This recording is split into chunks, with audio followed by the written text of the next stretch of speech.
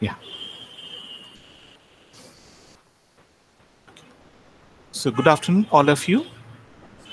It's my very great pleasure to welcome Dr. Kaustav Das, Assistant Professor in University of Leicester. Dr. Das will give a lecture today on exogenous shocks and electoral outcomes. Let me first just lay down the ground rules. Please feel free to interrupt and ask questions. But since your face will not be visible, what you can do is you can raise your hand and one of us will relay that interrupt Kaustav and tell him that there are questions. And during the presentation, of course, please keep yourself muted, unless, of course, when you are asking some questions. So, Prithviraj, will you introduce Kaustav, and then we can start the lecture. Okay. Yeah. So a very brief intro for our speaker today, Dr. Kaustav Das. He's an alumnus of our economics department at Presidency College, now university.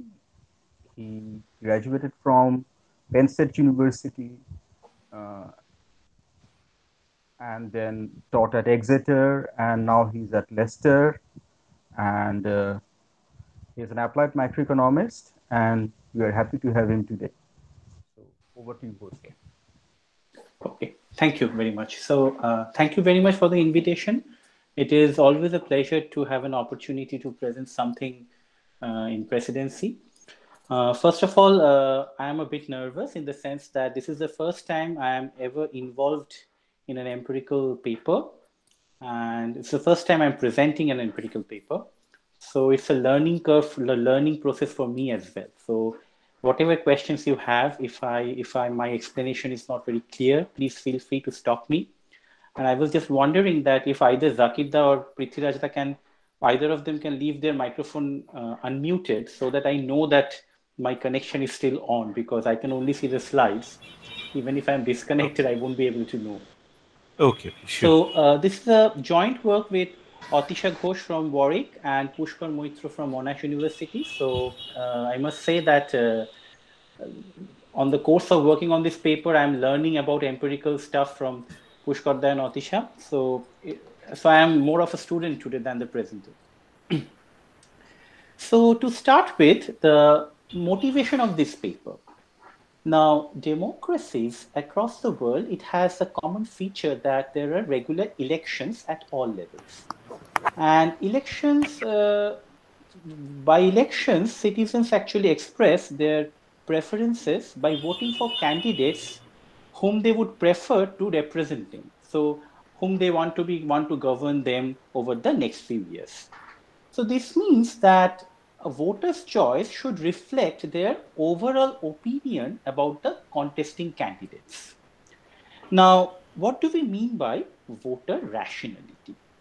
So since voting, the motivation of voting is to elect someone who would govern you, for a rational voter, voting decision should only be based on the information about the abilities of the politicians or the political parties. I mean, throughout this presentation, I will go back and forth between the term politicians and political parties. I mean, this is without loss of generality. So since a voting decision should only be based on the information about the abilities of the politicians, any exogenous shock, which is beyond the control of the electoral candidates or political parties, ideally should not affect any voting behavior. So, to the extent that voters engage in sophisticated attributions of responsibility, they should be entirely unresponsive to natural disaster. Now, one way of testing voter rationality, the fact that voters should only be concerned about the abilities of the politician, there is a literature, considerable amount of literature, which actually tries to assess this empirically. And the way they do it is that they see the response of electoral outcomes to exogenous shocks, which is outside the control of politicians. For example, natural disaster, economic shocks, which is originating outside of the local economy. Say, suppose the world oil price goes up, or suppose natural disaster, there is a flood or there is an earthquake. So any of these things, uh, these shocks, the politicians cannot directly control these shocks. So what the existing literature does is that it sees that whether the electoral outcomes respond to these exogenous shocks. Now, if voters are fully rational, these shocks should not affect politicians' electoral fortunes. On the other hand, if politicians' electoral fortunes or if the voting behavior is affected because of these shocks, we would say that voter exhibits irrational behavior. So this is the what the existing literature does. Now, it has been seen that natural disasters reduces the support for the incumbent politician.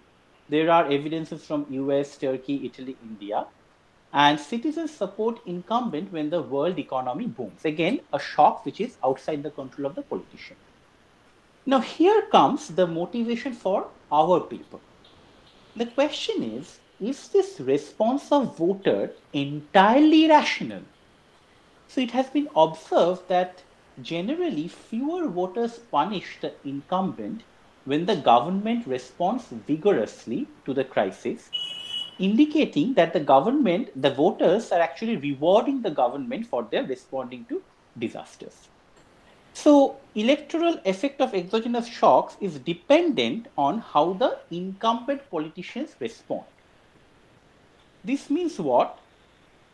How the incumbents respond, that does give some new information about the ability of the politicians or the political parties to the voters. So that means that this kind of electoral response to exogenous shocks also has some kind of rationality embedded in it. That means this response is not entirely rational. Of course, this kind of responses does actually reflect some kind of irrational behavior, but it is consistent with rationality as well. Why? Because although the shock is outside the control of the politicians or the political parties, but the disaster management actually reflects some of the abilities of the politicians or political parties. So voter response to such shocks could be consistent with them being rational. So this is actually pointed out by a recent paper in a political science journal by Ashworth et al. Now, this means what is the correct way of, or not the correct way, or what is a more genuine way of identifying irrational voting behavior? So one of the necessity in that case is that we should actually look at the response of electoral outcomes to those exogenous shocks or events that do not create any additional opportunities for voters to learn more about the abilities of the contesting politicians. So if we look at a flood, yes, the politicians may not have, or an earthquake, say, the politicians may not have any control over the occurrence of the earthquake, but after the earthquake, the disaster management gives an opportunity to the voters to learn about the abilities of the politician more. So as such, these events does give some signal about the ability of the politicians, and hence the response of the voters takes care of this additional signal. Thus, it is consistent with rationality. However, if we actually look at the electoral response to those exogenous events which do not create any additional opportunities for voter to learn, then that would actually say that would be the perfect setup to identify irrational voting behavior. Now, of course, in a theoretical framework, I can always create such an environment where I can think of shocks which does not have the feature that it actually gives an opportunity to the politicians to respond to it. It is difficult to identify such a shock in real life. So in the current paper, we actually have such a scenario, which is the assassination of Rajiv Gandhi in middle of the 1991 parliamentary elections in India. So I will discuss about this more, that how this is fitting our scenario. But before that, so this is the main question, that how to actually identify irrational voting behavior by looking at the electoral response to such shocks, which is exogenous. However, it does not create any additional opportunities for voters to learn more about the politicians. So first, we will go over a simple framework of model of voter rationality. So there are three agents, one voter and two politicians. This is without loss of generality. One can think of two political parties, two political coalitions. So they all work with they will be applicable in our model. These two politicians, one of them is the incumbent, denoted as I, and the other one is the challenger, denoted as C. There are two governing periods. Period 1, when incumbent is elected to form a government. How is incumbent elected? Beyond the scope of this model, that is exogenous to this model. In period 1, after being elected, the incumbent provides some governance, and then in between period 1 and period 2, new election takes place, and in period 2, the winner forms the government. Now, politicians can be classified as per their abilities. There are two types of politician. The politician can be of high ability, theta upper bar, or the politician can be of low ability, theta lower bar, right?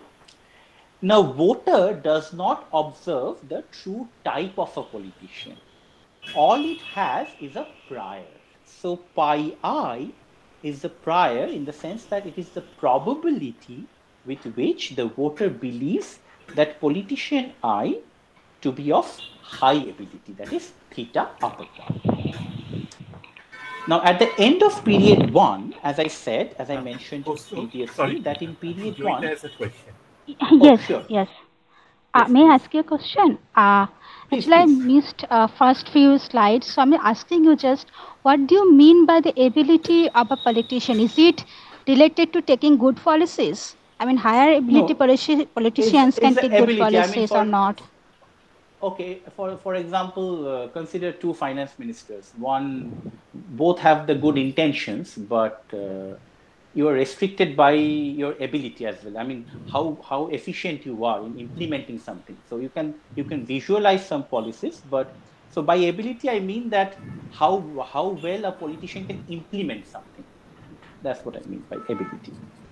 So the implementation ability. So implementation ability, good policies, right? So it's like, so suppose there are two people, person A and person B, both are thinking of same kind of policies, but person A might be more efficient in implementing that policy than person B. So the policies might have both people might have the same kind of vision, but their abilities might differ across the people. Okay, how good are they to implement the policies? Exactly. You can think of that way. How good is each in implementing the policy? I mean, by doing same amount of work, an efficient person can achieve more than a relatively inefficient person. That's why it will be clear when I show the details of the models. That's why I say that it is the high ability politician and low ability politician. Okay. Any more questions? Okay, thank you. No. Any more questions? So as you are looking at the ability of a politician, so you mean those politicians who are in power, the incumbent the members of the incumbent party, because they only can take policies. They only can take policies, but when it comes to elections, you're also concerned about the ability of the challenger, right? That means there is a challenger and an incumbent. So if there are two contesting candidates, a voter would be interested about the abilities of both the candidates, because then only he can take a informed decision. Yeah, right. But think about the newcomer who is the challenger, and and suppose he was not in power in past. Yes. So how do the voters take the decision regarding the ability in your model then? Oh, you might have some kind of prior. So, for example, you might have some prime ministerial candidate who has been a chief minister in their previously in one of the states. That can be a situation. You might have a candidate. Suppose you might have a candidate in your who is going to be the chief minister now. You might know that that person has worked well as a bureaucrat previously. So that's what is given to us. That's how we form the prior. So you're right that a challenger may not have taken the government. I mean, challenger may not be in the government previously, but there might be Yes. some other signaling device about the challenger. So it might be the case that a state election is taking place, and you have an incumbent and you have a chief ministerial candidate from the challenger. So it might be the case that this particular chief ministerial candidate has a very good reputation as a bureaucrat in the government. So that actually gives some kind of prior belief about the abilities of the challenger. Okay. Okay. Okay. Thank you. Thank you. Any more question? No, I Oh, don't have any more oh, questions. Thank you. okay. Okay. Good. So as I said, that there is a probability with which the voter believes that the politician I can be incumbent or challenger to be of high ability. Now, at the end of period one, after observing the level of governance provided by the incumbent, the voter updates his belief about the ability of the incumbent. Here it is the case, since only the incumbent is actually providing the governance to the citizens. So at the end of period one, the voter updates his belief about the ability of incumbent. And we assume that the voters' belief about the challenger's ability remains unchanged at pi c. Now, again, this is without loss of generality. One can think of the fact that suppose there is a relief operation, some challenger candidate has done very good work. So why don't we consider about updating of pi c? The answer is one can think of this as a net effect. I mean, you take the net effect about the updating about incumbent's ability. Okay. So the level of governance provided by the incumbent depends on three things. First is the incumbent's ability. There is an idiosyncratic unobservable shock, and there is an exogenous observable shock. So an exogenous shock in the model is something which is realized after the incumbent has been elected in period one. Now, exogenous shock can be of two kinds. One is responsive shock. I'm explaining what it is. And the other is a non-responsive shock. A responsive shock is something which reduces the level of governance through reduction of public good provision. This level of reduction, which is due to this shock, is exactly observed by the voter. And not only that, the name responsive shock means it provides an opportunity to the incumbent to respond. So one can think of a flood as a responsive shock, an earthquake as a responsive shock, a landslide as a responsive shock. On the other hand, there is another kind of shock which is a non-responsive shock. First of all, this non-responsive shock does not affect the level of governance provided by the incumbent. That means there is no effect on the public good provision. Moreover, it does not provide any opportunity to the incumbent to respond to this shock. Okay. So what does the governance look like? So governance in a period G1 is given by theta I times 1 plus k id gamma. I will explain each of the terms, minus id omega 1 plus epsilon 1.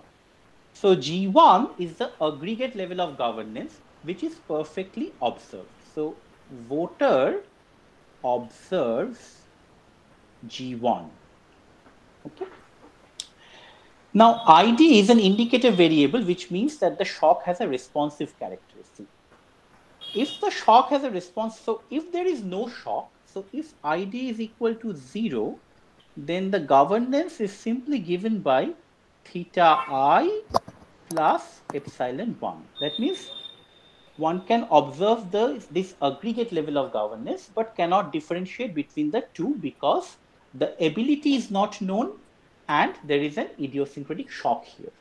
Okay, so in absence of any shock, this is the level of governance.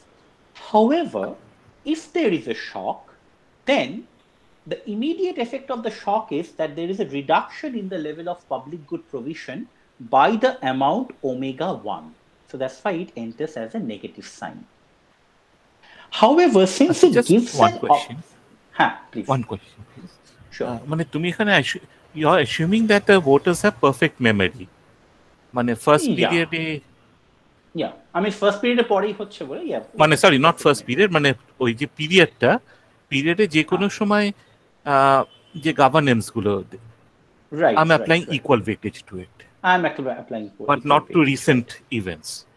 You can do that, তাহলে basically একটা weighted average মতো হয়, expectation নিতে হবে আর কি, মানে this is the simplest part, but what you are suggesting that can also be incorporated. That's a more realistic thing. That can also be incorporated, but that won't change the working of the model as such. সেখানে এই জায়গাটাতে একটা expectation ঢুকতো just. So basically what we are saying is that it's a very simplified structure যে theta I এর মধ্যে governance-টা আমার entry করছে আর কি, theta I এর মধ্যে governance-টা entry করছে. Okay, any more question? Okay, so what happens is that because of the shock, this is the reduction in the level of public good. Okay, id is an indicative variable, it becomes 1. However, this responsive shock also gives an opportunity to the incumbent to react to this shock. This amount of reaction we called the gamma, which is the response of the incumbent. And we have a variable k, where k varies from 0 to 1, and k actually tells us the ease with which the incumbent's action can increase the public good provision. Right, mane incumbent can always take an action. It can just come and say that, okay, I sympathize with you all, but the situation might not be such that this action can transform into some level of public good, right? So that is actually captured by this parameter k, which is the ease with which the incumbent's response action can increase the public good provision. So higher is the value of k, more public good can be produced for a given amount of response and ability, given ability. Okay, and as I said that epsilon 1, this is an idiosyncratic non-observable shock that follows a standard normal. তার মানে after the responsive shock is realized, as I said, the voter can observe the aggregate level of G1. However, only differentiate this thing into two parts. One part is this theta I1 plus k id omega plus epsilon 1, and the other part is this reduction in the level of public good. So voter can only differentiate this into two parts. They can actually observe the aggregate level, but they can only partition this into two parts. Okay, and one of these parts, as one can see, has a idiosyncratic shock element. Okay, so before I go into the voter's decision, let us see what do we mean by a non-responsive shock. The features of non-responsive shocks are there is no change in the public goods provision, and it does not affect any ability-related perception of the voters about politicians. So what do you mean by ability-related perception? That is, suppose I like one politician because of the car that politician drives. So at some point, because this is about Rajiv Gandhi, so Rajiv Gandhi used to drive a Nissan Jonga in 1987 election. So people liked him that the Prime Minister is driving the Nissan Jonga, but that was not reflected in the ballot box, right? So there are some things, there can be some likability about politicians, which is not ability related. So that non-ability related perception we call as sympathy. So we assume that each politician I has a sympathy level Si which belongs to the closed 0-1 interval. And the sympathy is defined as Si bar plus Is psi I. So Si bar is the baseline sympathy level that is already given to about a particular politician. Is equal to 1 means that a shock has a non-responsive or sympathy characteristic. So once there is a non-responsive shock, this sympathy characteristic, sympathy factor of that politician gets a boost, and that boost is given by this variable psi I. So this is the increase in the overall sympathy as a result of the shock. So higher is the psi I, greater is the effect of non-responsive shock. So as an example, suppose a particular politician undergoes a surgery and he recovers, and there are photos of that politician in the newspaper, and suddenly people have some more sympathy or more likability about this politician, but that is not related to the ability of this politician, like Rajiv Gandhi driving a Nissan Jonga during the election campaign. So people might be liking the fact that a prime minister is driving by himself, it's a state of the art car, people might be liking his Lotto sneakers, but that may not be related to the ability of the politician. So all those things we combine and say that is a sympathy for a politician. So sympathy means it's a more general thing which actually encompasses all the non-ability related perception about a politician. Okay. And the way we have modeled it, sympathy of a politician is in the closed 0-1 interval. Okay. Now, what about voters' decision? Voters' decision after the end of period 1 depends on his perception about each of the politicians. And how do we define perception?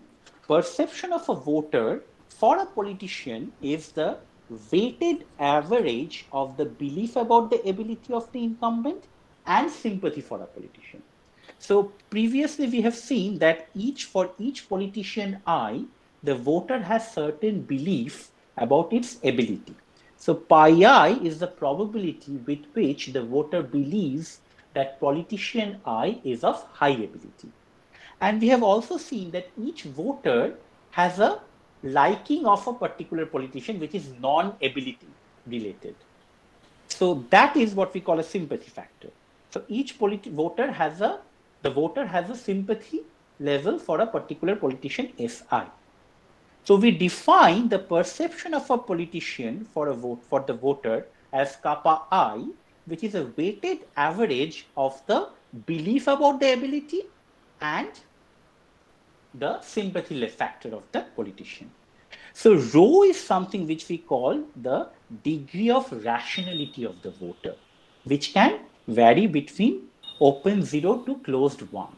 So when rho is equal to 1, this is the situation when the voter's decision is based only on the information about the ability of the politician. So when rho is equal to 1, no weight is put on the sympathy factor for a politician. On the other hand, rho equal to 1 is a scenario when the voter is fully rational. On the other hand, if rho is less than 1, this means that a positive weight, so rho is less than 1 means 1 minus rho is strictly positive. So this implies a positive weight is attached to the sympathy factor for the politician. So this is a situation when we say that the voter exhibits irrational behavior. Irrational behavior. Because you should not be electing a politician based on the fact that the politician is driving a Nissan Jonga or wearing a Lotto sneaker or a very fancy sunglass. Okay? If it is reflected in the ability, if you know about the ability of the politician, you should take into account of that thing. So this is the voter's decision mechanism. So higher is the value of rho, the more rational the voter is, and will put a higher weight on the ability of the politician I.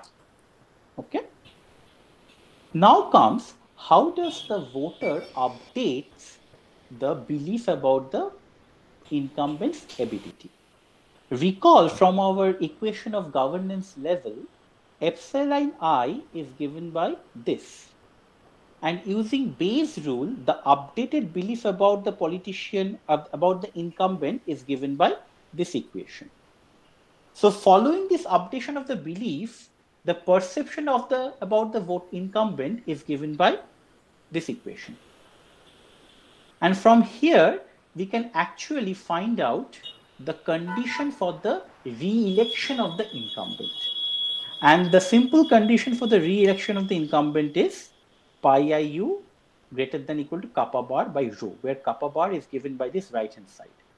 Now observe one thing, that we can actually interpret this condition and can show that what kind of change is due to an irrational behavior and what kind of change is due to rational behavior, right?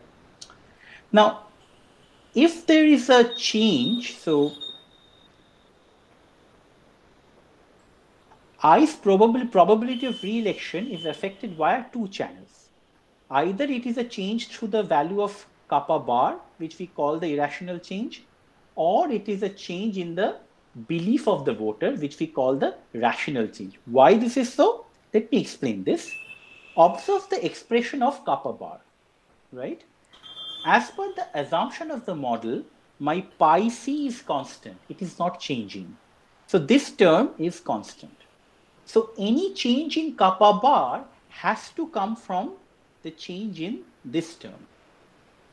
Now it is feasible to have a change in kappa bar through a change in this term only when 1 minus rho is greater than 0, implying rho is less than 1.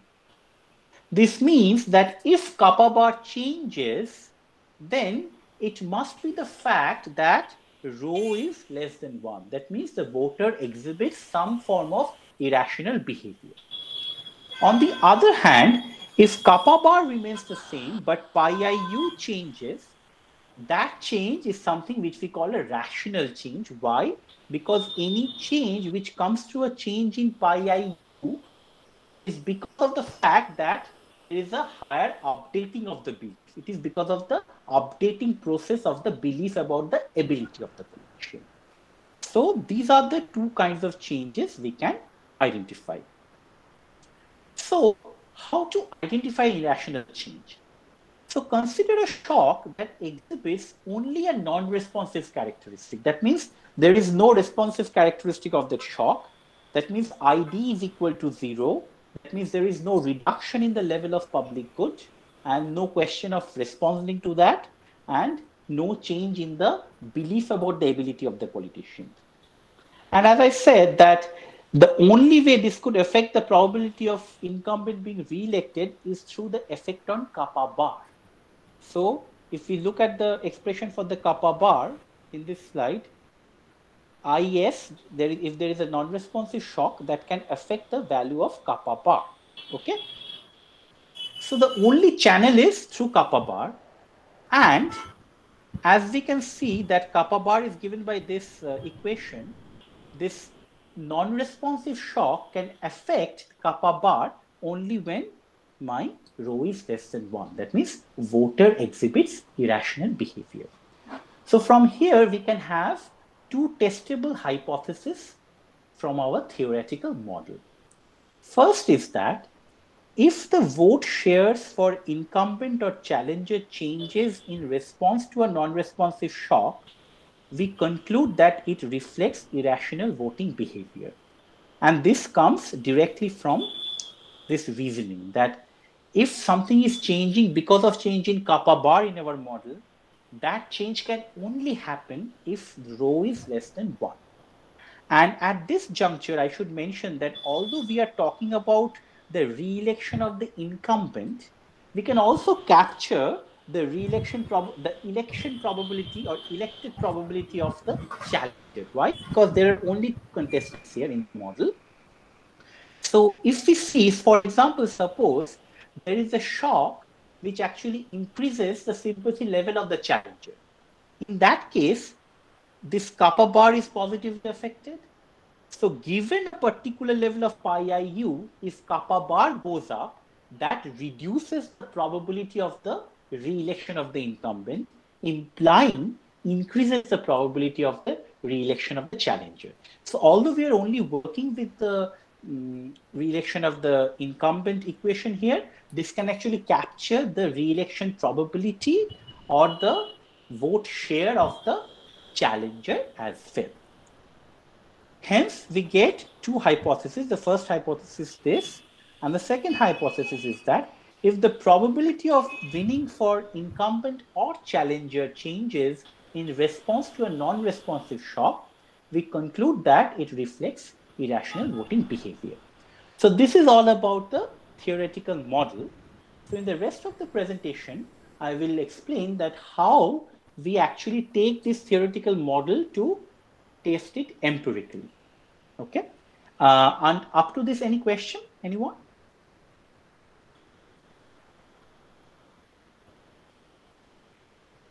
Okay. No, I don't think so. I hope I'm still connected. Okay, good. Yeah. Right. Okay. So this model actually gives us two testable implication hypotheses. So we would like to examine the hypothesis 1 and 2.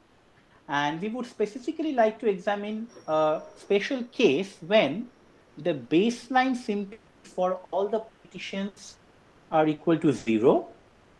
And because of a non-responsive shock, the boost only happens to the challenger and not to the incumbent. So the model was a more general one, but for testing this, we are going to look at a special case. So to discuss the setup first. So in India, so we are taking the incident of Rajiv Gandhi's assassination during the 1991 parliamentary elections as our setup. So to give a background, I mean, this is, I mean, I'm sure the audience knows about this, just to make it self-contained. So in India, elections take place in phases, and the constituencies are randomly allocated to phases.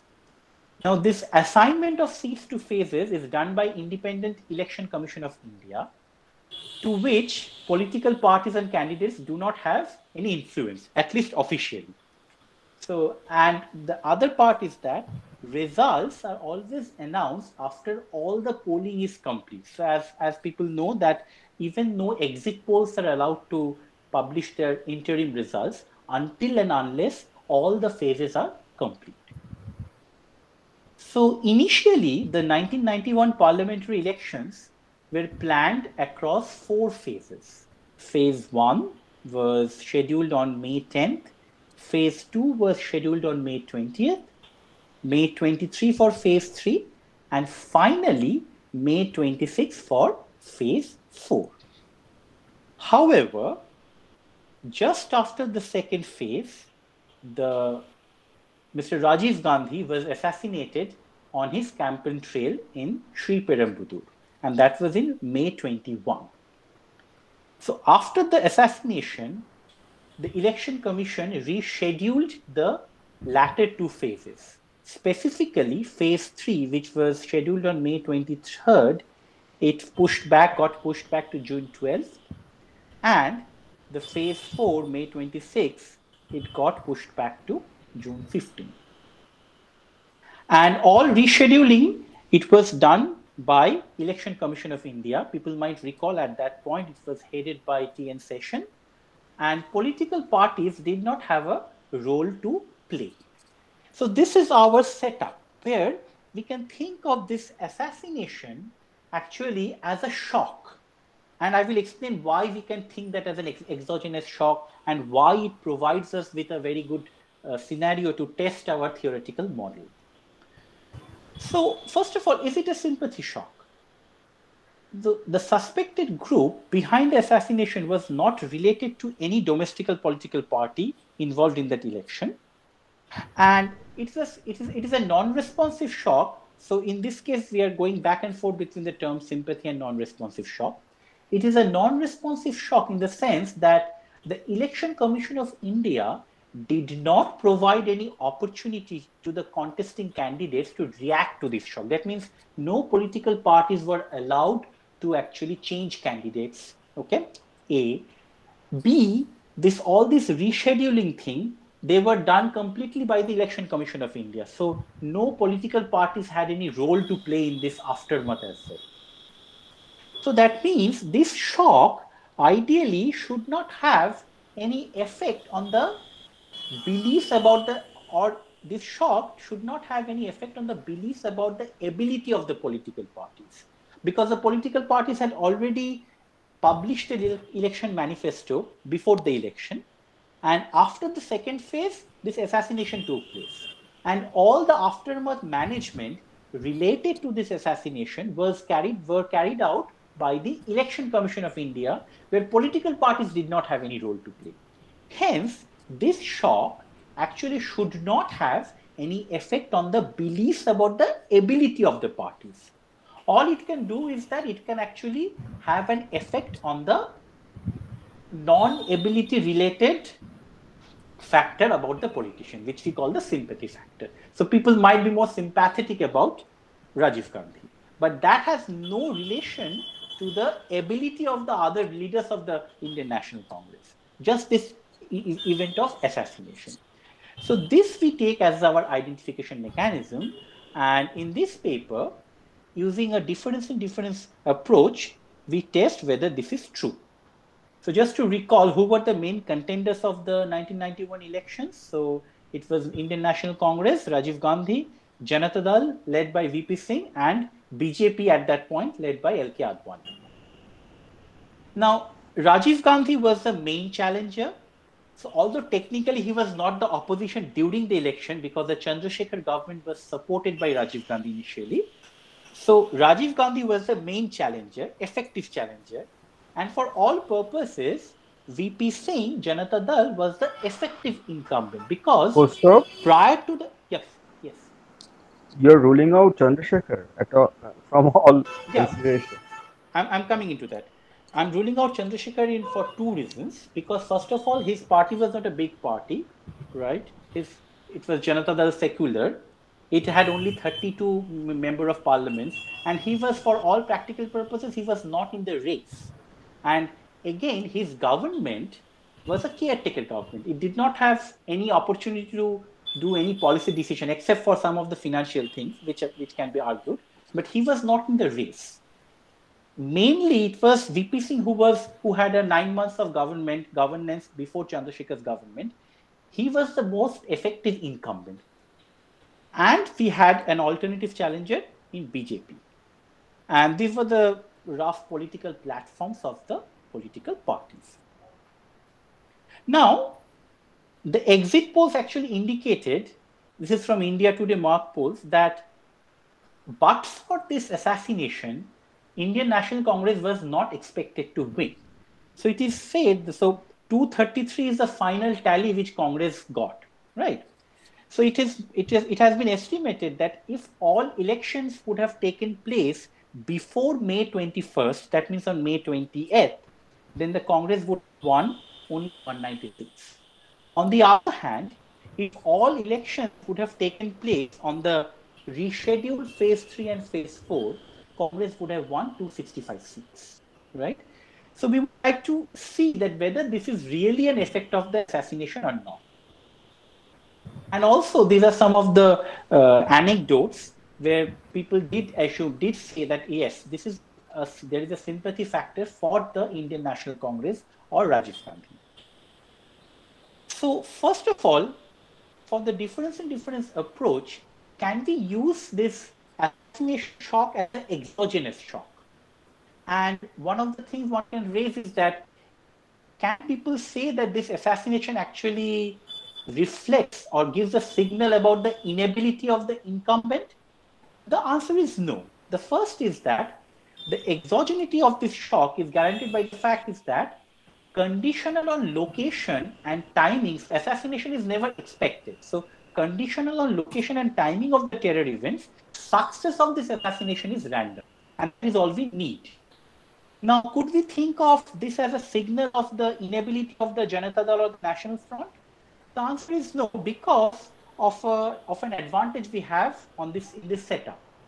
When the election took place, the country was in the caretaker mode, and the caretaker prime minister was Chandrasekhar, who was contesting the elections, but no one actually took Chandrasekhar as a contender, serious contender for the prime minister's post.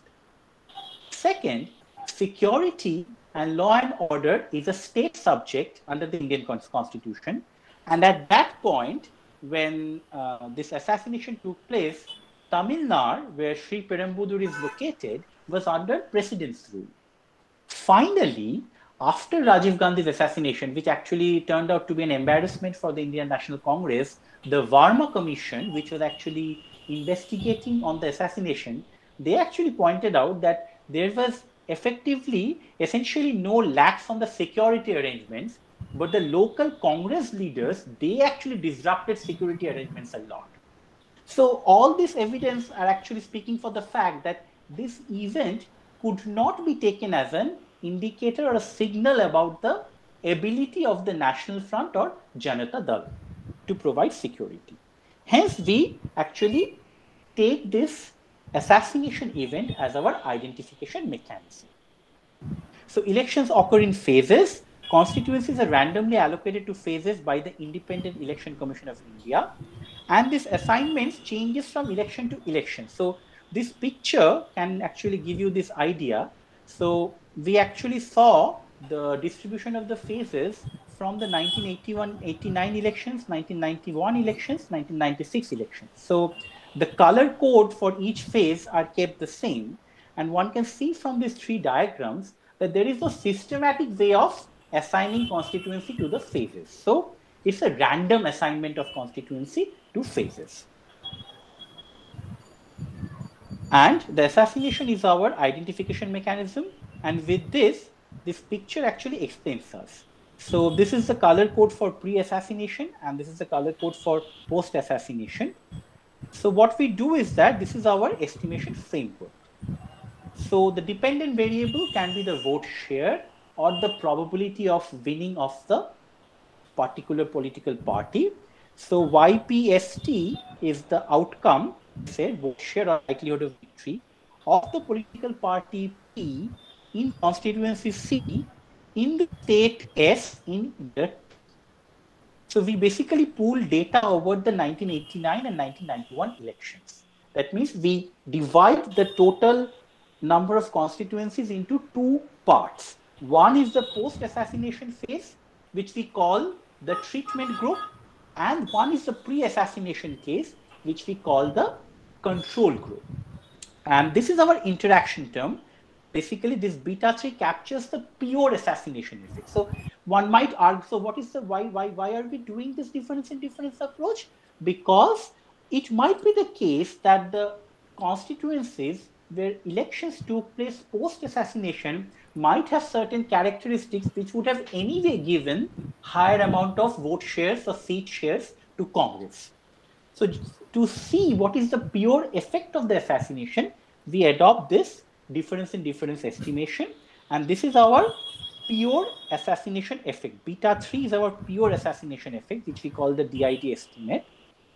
Beta 1 plus beta 3 is the difference in outcome for the post-assassination constituencies in 1991 relative to the corresponding constituencies in 1989. And finally, beta 2 plus beta 3 actually gives us the difference in outcomes between the post-assassination constituencies and the pre-assassination constituencies in 1991. Our main focus is on the performance of the challenger as a result of the sympathy shock or the non-responsive shock. Before that, we can look at certain descriptive statistics. Please. One question. So the nature of the races, they were different between 89 and 91, right? So in 89, I believe JD and BJP had a seat sharing arrangement in most of North India. Of course. Whereas in 1991, they did not have. So that would No, we have take some that into impact. account. We actually take that into account in our regression analysis, in the sense that we take we take care of the coalition that was formed. Actually, we take that into account. Actually, so that's why we not only do the vote share, we also do the winning probability. So basically, we want to, of course, the raw data shows us that assassination did have an effect. But what we want to say is that whether this effect is because purely of assassination or not. So it might be the case that the constituencies were such that there would have anyway be an effect, irrespective of the assassination. So what we knew as some kind of thing existed, we are trying to prove that formally. That's it. Any more question? Just and Prithviraj, you were right. Please. What is happening in 89? There was an election. There was an election, right? Janata Party came to power, and the coalition came to power. The National Front, whatever. Right. Within the 2 years, people made an assessment of their abilities. Right. But I think you are assuming that this assessment is same across all constituencies.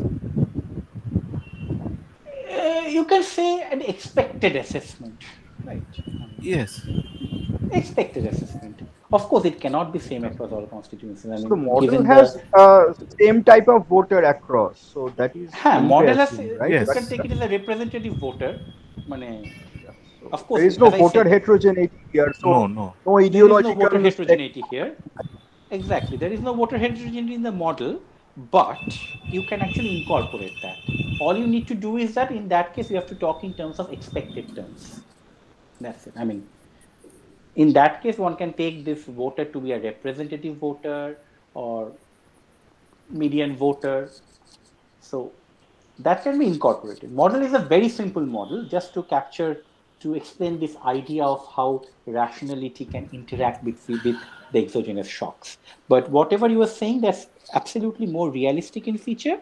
And my answer to that is that although we have not seen there, but they can be incorporated. But again, that's not going to give any additional insights to us. It can be incorporated, one can make it more robust, but that's not going to give any additional insights to us.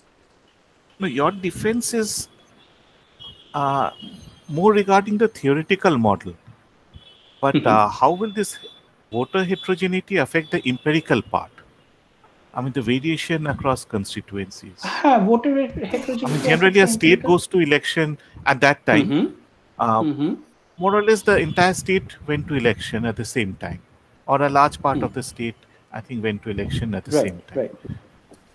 Zakir, we are doing state fixed effect, so we're looking at within state variation, number one, and number two is as long as this heterogeneity of ability does not vary by whether the seats election was pre-assassination or post-assassination, i.e. there is no systematic correlation between perceived ability and the seat being in a post-assassination phase, we should be fine, because ultimately we are doing difference in difference. It should be washed out, right? Because the seat assignment is random, quasi-random at least. So it should wash it out. This is the expected effect. It's not fully random, is it? I think you're not assigning by constituency, but I think by a region, more or less. In 91? No, you can see, this picture will actually show you.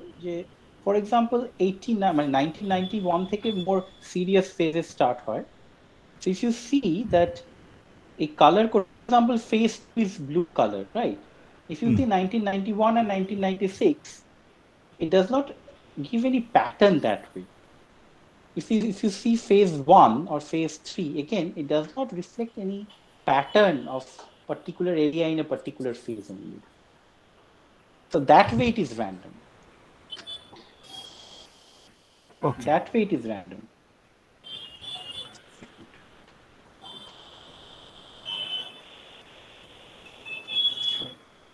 Yeah, you have lost your presentation. Okay, fine. Okay. Yeah. So in that way it is random.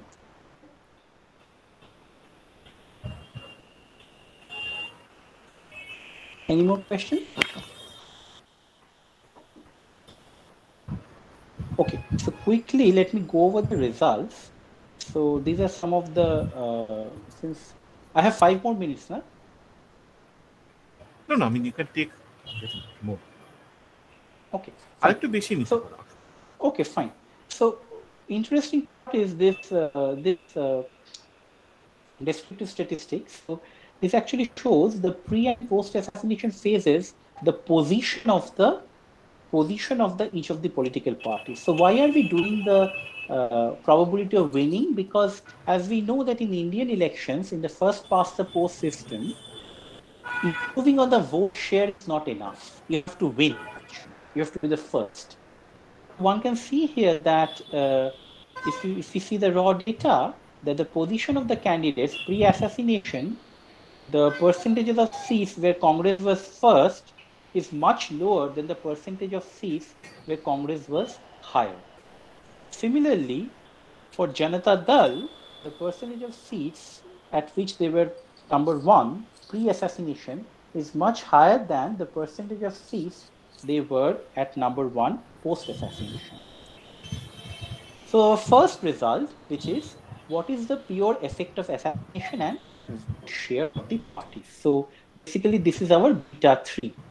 So we show that there is a significant change in the vote shares of Congress because of this assassination, which is 7.3 percentage points, almost 7.4 percentage points. And not only the pure assassination effect, but post-assassination 1991 and pre-assassination 1991, which is basically the difference, that is also significantly positive. So this result is consistent with our hypothesis 1, that is, if the vote shares for I or C changes with a change in the level of sympathy, we can conclude that it reflects voter irrationality. That means this result actually confirms that voter actually exhibits some kind of irrational behavior. From our theoretical model, we can conclude this. Before this is other results. Let me now discuss the effect of assassination on the likelihood of winning. As I said, that improving on the vote percentage is not enough. So likelihood of winning is also important. So here also we see that the pure assassination effect, that means beta 3 in this regression model, is significantly positive, close to 14 percentage points. Again, this is consistent with our second hypothesis, that if the probability of winning for incumbent or the challenger changes with a change in the level of sympathy, we conclude that it reflects voter irrationality. So this empirical result also suggests that voter exhibits irrationality. Some other results is that there has been no change in the Congress likelihood of winning in pre-assassination. And the interesting part is we can see that in the post-assassination phase, the increase in the probability of Congress winning is almost exactly matched by a fall in the probability of the National Front winning the seat. So Prithviraj, you asked about the coalitions. So we actually took care of all these things, that which parties were in a coalition in 1989 and which parties were not in the coalition. What is the National Front in 1991? So that shows that basically this post-assassination, this increase is almost exactly matched by a fall in the likelihood of National Front's probability. Now, whether this effect, now one of the, as yes, question? National Front was independent. I mean, was separate from BJP, right? So National Front was National Front supported by was BJP. supported by BJP, exactly. So BJP can National Front does not include BJP, absolutely. But the fact that there was seat sharing, they are taken into account. Contesting candidates, all the political parties, Sheguri taken into account. Now, one of the important assumptions, underlying assumptions of doing difference in difference estimate is that we assume that there is parallel trend, in the sense that we say that if there are control and treatment group, so suppose the control group goes like this, and without any intervention, the treatment group also goes like this, and because of the intervention, say, the treatment group starts going like this. So this is a parallel trend assumption we make. So one of the ways to check for this is that what we do is that we restrict the sample to 1984 and 1989 parliamentary elections. And suppose we again do the same kind of post and pre-assassination thing. In that case, we find that the assassination effect is actually insignificant. P-value is 0.541. So we can say that this setup actually is suitable to carry out. I mean, as such, it does not give us any indication for not suitable to carry out difference in difference estimation. And finally, we also do the falsification test. What is that? So just to see that whether we have erroneously rejected the null hypothesis of this beta 3 is equal to 0, what we do is that we prepare fake sets of post-assassination and pre-assassination constituencies. So initially, we do have a post-assassination set and a pre-assassination set.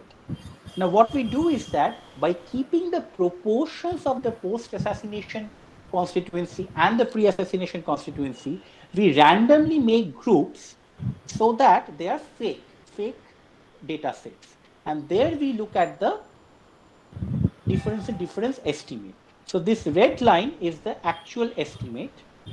And we find that from our fake set, we do multiple replications. We find that from our fake estimation, this beta is nowhere close to the actual estimation.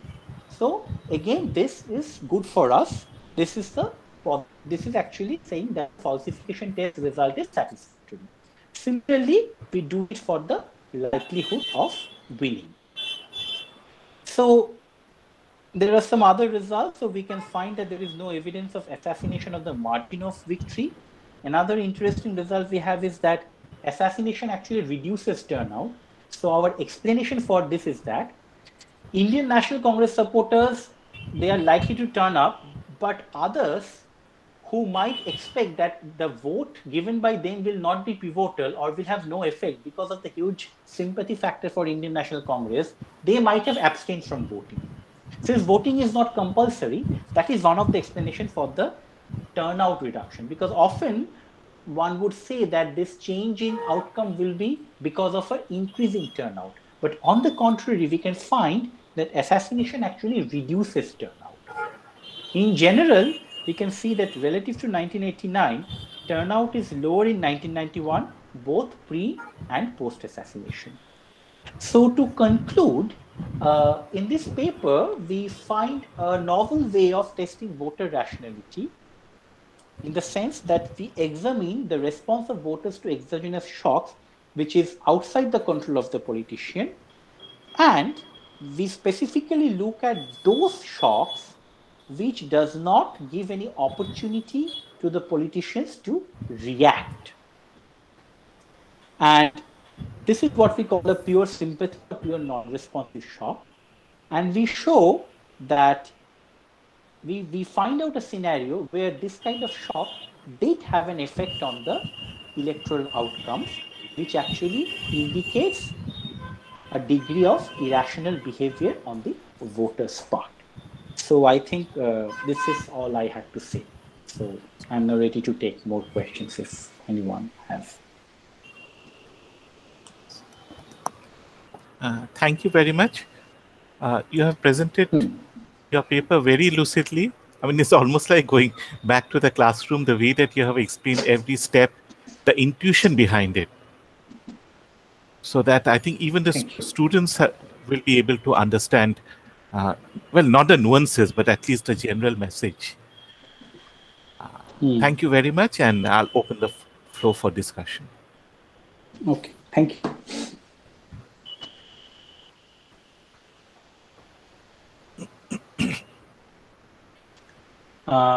Shall I close the slide now? Or, okay, let's take some questions. Support can do it. Question?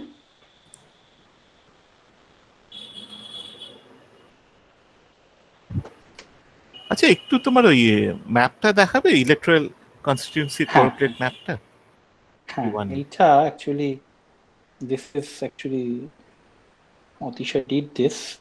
There is a technique called ArcGIS. So basically, so এখানে যদি দেখো আমি ধরো 89 আর 91টা দেখছি, হ্যাঁ। So to comparisonটা যাতে করা যায় তাই জন্য the color codes are kept the same, right? So suppose green phase 1 in 89, ঠিক আছে?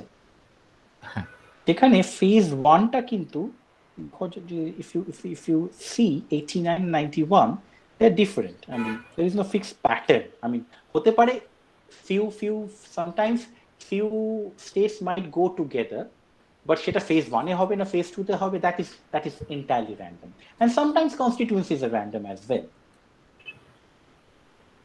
So phase 3 if you see here in 89 and phase 3 in 91, they're completely different. So phase 3 তে here this one they went together, whereas in 1991 phase 3 was this. না 89 এ একটা খুব sharp correlation আছে 89 আর 96 এ, কিন্তু 91 এ 89 আর 96 এ হয়তো কিছু থাকতে পারে।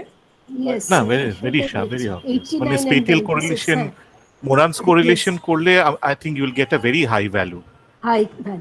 But just in case, I mean, if you a suggestion, মানে এখানে একটু spatial correlation statistics গুলো যদি একটু estimate করতে পারো, Moran's high. Okay. Or if you can include a spatial lag. Okay. I don't know whether it's possible technically because you will need files for 91. But আরেকটা জিনিস হচ্ছে মানে of course মানে correct me if I'm empirically incorrect. As I said that I am a student here, more of a student. I'm learning these things. So কিছু একটা systematic এ থাকলেও সেটা difference that gets cancelled out basically. So হতে পারে যে হয়তো কিছু constituencies which was in the post assassination phase that is traditionally a more Congress stronghold. So there might be more of those constituencies which were traditionally those Congress stronghold. But since we are doing the difference in difference, DID, that part gets cancelled out. That's why we have time invariant part gulo cancel korbe. Exactly. But not the part which is not time invariant. Yeah, I think just a minute. As I said, that parallel trend assumption is always there when we do something. Yeah, but you have checked it. So we do the but also Zaki, one of the ways. We don't know what the region definition was, right? So we have at least we have got all our regressions has state fixed effects. So they are within state. So at least in the state, at the level of the state, this, some states might be very pro-Congress, some state might be, that is taken care of by including the state fixed effects. So you're taking state variation, state fixed effects, right? So you're taking that into account. But you're right that the region thing might be important, but it's not very clear how do we define the regions here, to be honest. No, what I'm saying is that is it possible to include a spatial lag? I don't know. Possibly it might be possible. I haven't seen this. One option would be kind of distance from some kind of centroid. I'm not absolutely sure. One has to look at it. Or even the neighboring states. Standard jeta spatial model আর কি, autoregressive model. I don't know how good your shapefile is, but since you have it, I think it will be possible to include maybe the boundaries could be. But then I'm not sure of what else we would get by doing that, from the fact that you're taking into account state fixed effects. So I'm not absolutely sure. You could think of the boundaries around the phases, right? That is what you're saying. So neighboring কোনো effect হচ্ছে কিনা, কারণ খুব একটা ছোট circle নিলে কিন্তু it's not fully random. Other option would be something like standard errors could be adjusted for distance, like the Morgan. Sorry, Japinda. Sorry. Also, the other thing, so we have had some more results that আমরা paper include করিনি পরে. So we have actually seen what was the effect of Advani's Rath Yatra. And basically we found no significant effect on that actually. So Advani's Rath Yatra একটা path করা হয়েছিল, identify করা হয়েছিল, because একটা তো দিল্লি অব্দি গিয়েছিল, তারপরে রাজধানী এক্সপ্রেসে করে পাটনা থেকে গিয়ে সমস্তিপুরে অ্যারেস্ট হওয়া অব্দি we had actually done that, কোন স্টেট দিয়ে পাস করেছে, কোন কনস্টিটিউয়েন্সি দিয়ে পাস করেছে, সেগুলো করে we have seen the effect. সেটার খুব একটা সিগনিফিকেন্ট এফেক্ট আসেনি আর কি। ইনফ্যাক্ট বিজেপির ক্ষেত্রে খুব একটা আসেনি ওখানে, মানে বিকজ অফ দ্য অ্যাসাসিনেশন খুব একটা ইয়ে করেনি আর কি। Right পুষ্কতা? I don't think we had any significant effect of that. True. Achha, by the way, there are two questions. One of them is particularly very long, so I think if you could just turn off your presentation and see it yourself. Okay. It's in the chat box. I'll read it aloud. He's talking about the fuel price hike. The MLA from my constituency is not responsible for the price hike, but the central government is. The probability of the incumbent to win the next election will be drastically reduced if the MLA belongs to the same party as the central government, whereas it will be increased if the MLA belongs to a different party. So can we see that the voters are being irrational by changing their perception of the politician in... কিছুটা। So এখানে it depends on the কোন local লেভেলে দেখা হচ্ছে, কোন লেভেলে দেখা হচ্ছে। যদি এমএলএ লেভেলে দেখা হয়, again a perfectly informed voter should have the perception যে what service the MLA provides to me, what service the member of parliament provides to me. So for example, আমার বাড়ির পাড়াতে we would be concerned about whether there is water leaking or not, and an informed voter would be perfectly knowledgeable to know that what this MLA has no control over the oil price or nothing like that. So there can be some kind of effect, but the response to this is that যদি সেটাকে account করেও কিছু দেখা হয়, তাহলে হয়তো একটা irrational part পাওয়া যাবে আর কি, one which you should not have bothered about, but it seems that you are bothered about. Pushkar, তুমি কিছু অ্যাড করবে? I think a second. My point is, if he is a part of the ruling party, voters can be getting angry because they might be thinking that the ruling party is not doing enough, right, to reduce the fuel price, right, to stop the fuel price from going up too much.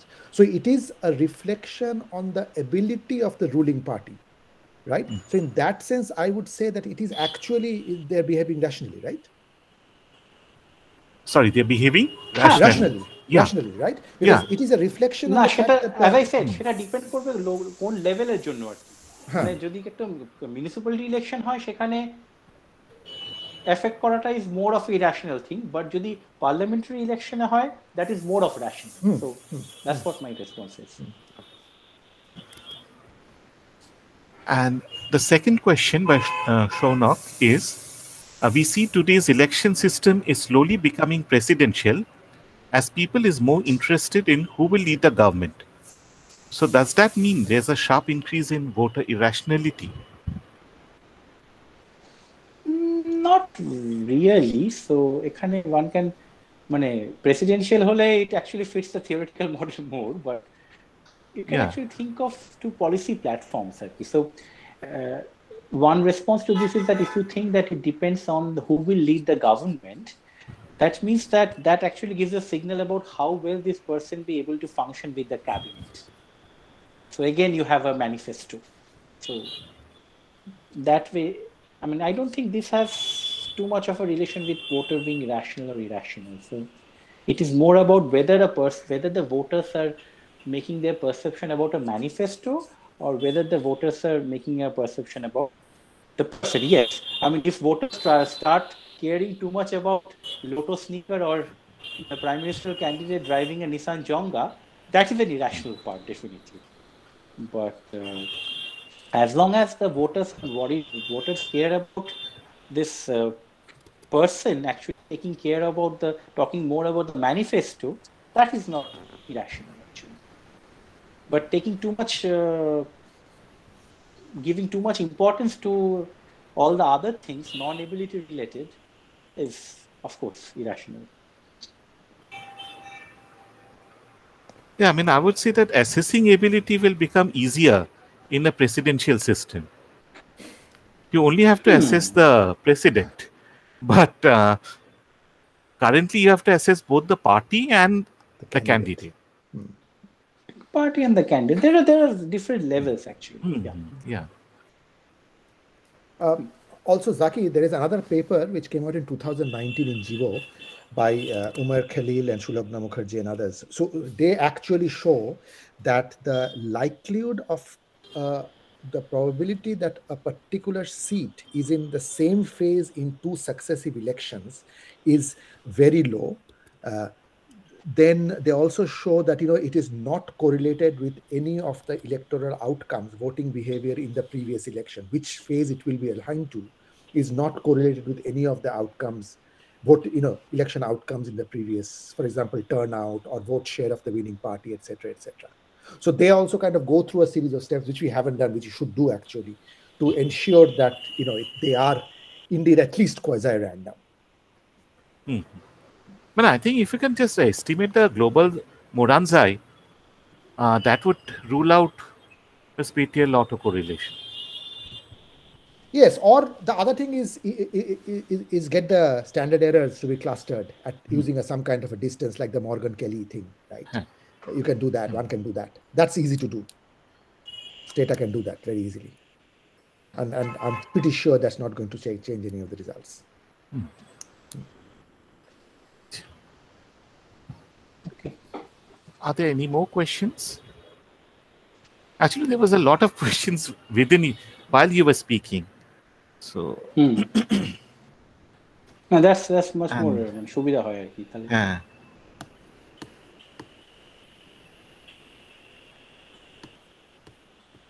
Okay, in that case I think it remains only to thank you again. No problem. It's my pleasure. Just a minute, let me stop. It's always a